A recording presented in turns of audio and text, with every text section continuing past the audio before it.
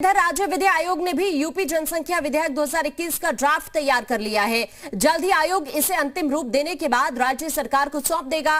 विधि आयोग ने 19 जुलाई तक जनता से राय भी मांगी है। इस ड्राफ्ट में यूपी में जनसंख्या नियंत्रण के लिए कानूनी उपाय के रास्ते सुझाए गए हैं।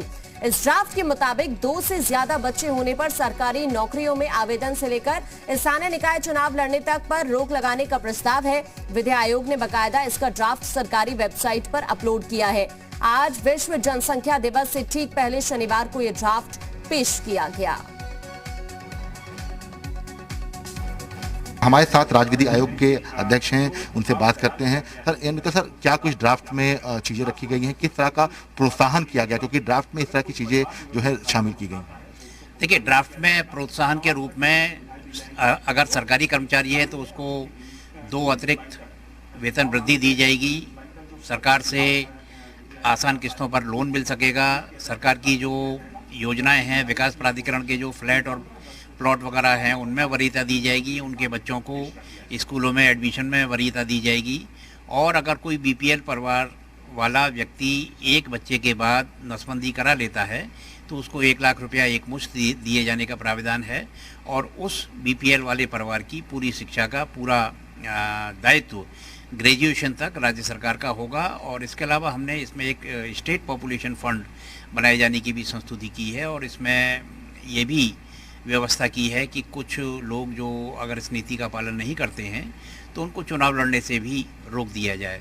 जहाँ तक डिसइंसेंटिव्स का सवाल है, डिसइंसेंटिव्स में हमारा विचार ये है कि जो राज्य की कल्याणकारी योजनाएं हैं, जैसे फ्री आवास है या फ्री मकान है या फ्री बिजली है, बहुत सी चीज़ें हैं, उनको लाभ न दिया जाए। उनका ऐसे परिवारों का जो राशन कार्ड है वो 4 यूनिट तक उसको सीमित कर दिया जाए।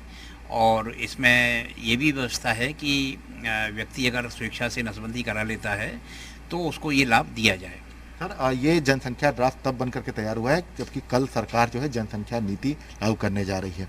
एक वर्ग विशेष का सीधे तौर पर विरोध कर रहा है, तो क्लियर कर दिए कि ड्राफ्ट आखिरकार किन लोगों के लिए है, कहाँ कहाँ लागू होगा, क्योंकि इसको लेकर बड़ा कंफ्यूजन है। खासतौर से एक वर्ग विशेष इस पर सवाल खड़े कर रहा है। देखिए, एक पुराना गाना है कि कुछ तो लोग कहेंगे, लोगों का काम है कहना। मैं ये स्पष्ट कर देना चाहता हूँ कि हमारा जो ड्राफ्ट है और हमारा जो काम है पिछले 1.5 महीने से चल रहा है इस विषय पर। और ऐसा कुछ भी नहीं है कि हम आने वाले इलेक्शन को लेकर के इसकी तैयारी कर रहे हैं, बिल्कुल नहीं।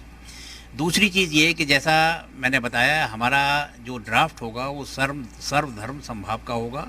किसी जाति, किसी समुदाय या किसी वर्ग विशेष को या किसी व्यक्ति विशेष को टारगेट करके नहीं होगा। लोग कैसे सुझाव आपको देंगे, किस तरह से आप लोगों ने जो है एक तरीका अपनाया है?